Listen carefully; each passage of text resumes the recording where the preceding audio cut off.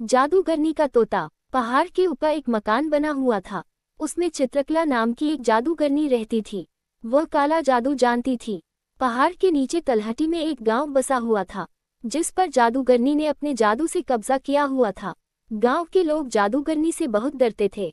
उन्हें पता था कि अगर जादूगरनी को गुस्सा आ गया तो अपने जादू से पूरे गांव को खत्म कर सकती है। इसलिए गांव वाले जादूगरनी को खुश करने के लिए उसकी हर बात मानते थे। गांव वाले जितना भी कमाते थे, उसका एक बड़ा हिस्सा जादूगरनी को देना पड़ता था। कई सदियों से यही परंपरा चली आ रही थी। गांव के लोग जवान से बूढ़े होकर मर जाते थे, लेकिन जादूगरनी हमेशा जवान और खूबसूरत बनी रहती थी। इसका राज कोई नहीं जानता था। इसी गांव के एक घर में राकेश नाम का एक बच्चा रहता था। उसके पिता खेत में काम करते करते चल बसे। पिता के मरने के बाद राकेश ने खेती का काम संभाल लिया, लेकिन जितना भी अनाज वह मेहनत करके उगाता था, उसका एक बड़ा हिस्सा जादूगरनी को देना पड़ता था।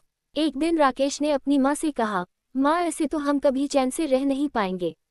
इस जादूगरनी के कारण मेरे पिता की मृत्यु हो गई और अब मैं भी इसकी गुलामी कर रहा हूँ। राकेश की माँ ने कहा, बेटा, तुझसे पहले भी कई लोगों ने जादूगरनी का विरोध किया, लेकिन उसने अपने जादू से सबको मार डाला। हम कुछ नहीं कर सकते हैं। राकेश ने माँ की बात को बीच में काटकर पूछा, लेकिन माँ, कोई तो रास्ता होगा इस सब से बाहर निकलने का। राकेश की माँ बोली, बेटा, मेरी बात मान, जैसा चल रहा है चलने दे। राकेश उस समय तो चुप हो जाता है, लेकिन उसके मन में जादूगरनी से गांव वालों को छुटकारा दिलाने की बात घर कर गई। राकेश अगले दिन से अपने खेत पर काम करने जाने लगा, लेकिन उसका मन काम से ज्यादा जादूगरनी में लगा हुआ था। दोपहर को राकेश एक पेड़ के नीचे खाना खाने बैठा। वहीं उसके बराबर के खेत के दीनानंद चाचा भी खाना खा रहे थे। दीनानंद चाचा से राकेश ने अपने मन की बात कही।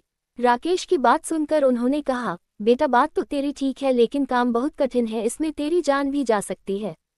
राकेश बोला, चाचा, अगर गांव वालों को बचाने में मेरी जान भी चली गई तो मुझे खुशी होगी।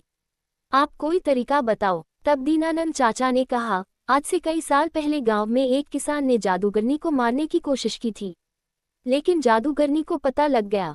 फिर जादूगरनी ने उससे बदला लेने के लिए उसका सब कुछ छीन लिया और वह उसे मारने की तैयारी कर रही थी, लेकिन वह पहले ही गांव छोड़कर भाग गया। तुम उससे मिलो, उसका नाम गोपाल है। वह पास ही के एक गांव में रहता है, लेकिन वह किसी से मिलता नहीं है। राकेश बोला, लेकिन क्यों चाचा?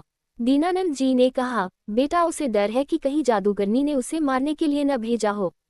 राकेश ने सारी बात समझ ली। अगले दिन वह दूसरे गांव चल दिया। वहां वह गोपाल के घर पहुंचा। बहुत विश्वास दिलाने के बाद गोपाल ने राकेश से बात की।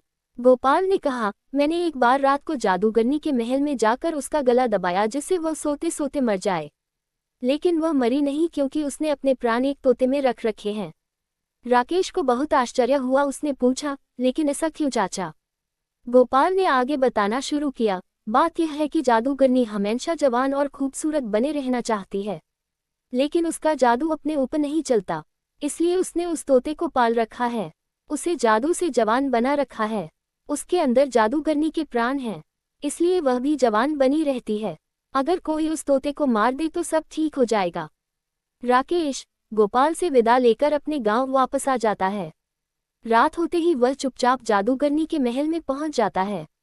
वहां देखता है कि जादूगरनी सो रही है और उसके पास ही मेज पर एक पिंजरा था, जिसमें वह तोता था। राकेश तोते को हरी मिर्च खाने को देता है। तोता बहुत खुश हो जाता है। फिर राकेश उससे कहता है, तुम कब तक इस पिंजरे में रहोगे? तुम चाहो तो मैं तुम्हें आज़ाद कर सकता हूँ। तोता बोला, मुझे कोई भी इस कैद से बाहर नहीं निकाल सकता। राकेश बोला, कोई तो रास्ता होगा।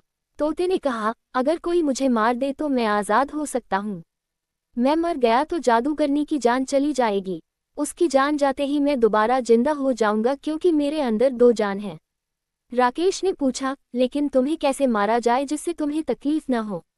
तोते ने कहा, तुम किसी तरह इस कमरे में धुआं भर दो, दम घुटने से मैं मर जाऊंगा। राकेश सारी बात सुनकर वापस आ जाता है। अगली रात वह जाकर देखता है जादूगरनी सो रही है। वह अपने साथ कुछ लकड़ियां लाता है, उन्हें जलाकर खिड़की से अंदर फेंक देता है, फिर खिड़की बंद कर देता है। धुएं से जादूगरनी उठ जाती है।